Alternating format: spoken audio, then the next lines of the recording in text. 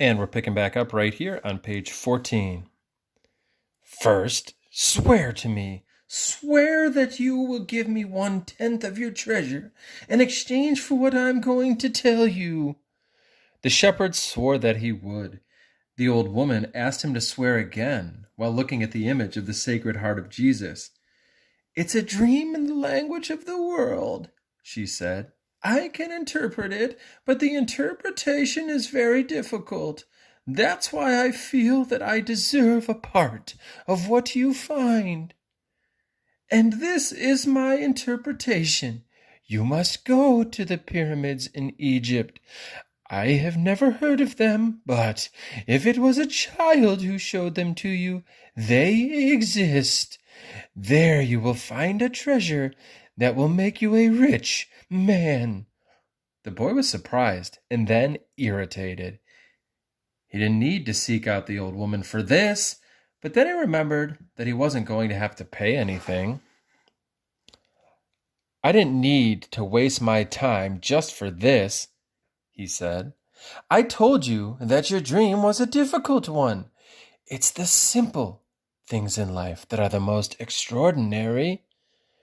Only wise men are able to understand them, and since I am not wise, I have had to learn other arts, such as the reading of palms. Well, how am I going to get to Egypt? I only interpret dreams. I don't know how to turn them into reality.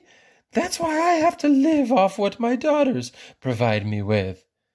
Well, and what if I never get to Egypt? Then I don't get paid.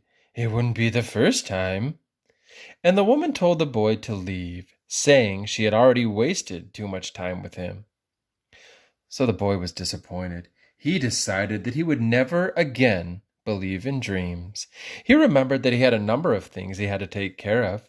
He went to the market for something to eat, he traded his book for one that was thicker, and he found a bench in the plaza where he could sample the new wine he had bought. The day was hot and the wine was refreshing. The sheep were at the gates of the city in a stable that belonged to a friend. The boy knew a lot of people in the city. That was what made traveling appeal to him. He always made new friends, and he didn't need to spend all of his time with them. When someone sees the same people every day, as had happened with him at the seminary, they wind up becoming a part of that person's life. And then they want the person to change. If someone isn't what others want them to be, the others become angry. Everyone seems to have a clear idea of how other people should lead their lives, but none about his or her own.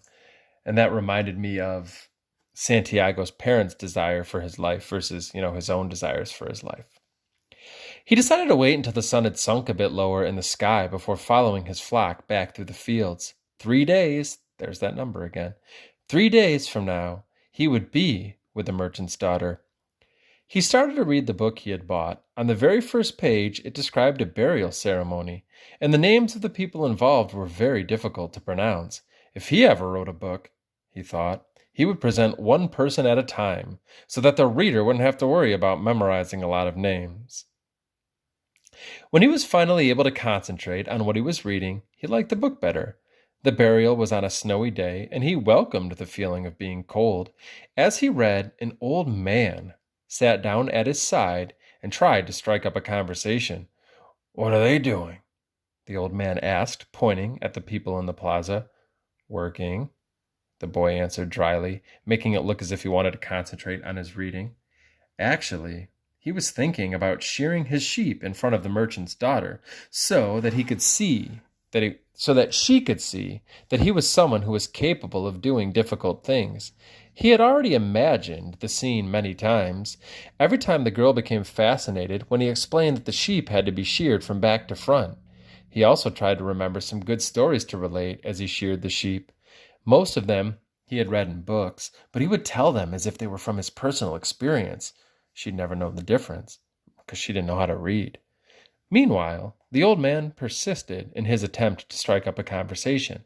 He said that he was tired and thirsty, and asked if he might have a sip of the boy's wine. The boy offered his bottle, hoping that the old man would leave him alone. But the old man wanted to talk, and he asked the boy what book he was reading. The boy was tempted to be rude and moved to another bench, but his father had taught him to be respectful to the elderly. So he held out the book to the man, for two reasons. First, that he himself wasn't sure how to pronounce the title, and second, that if the old man didn't know how to read, he'd probably feel ashamed and decide of his own accord to change benches. Said the old man, looking at all sides of the book as if it were some strange object. This is an important book, but it's really irritating.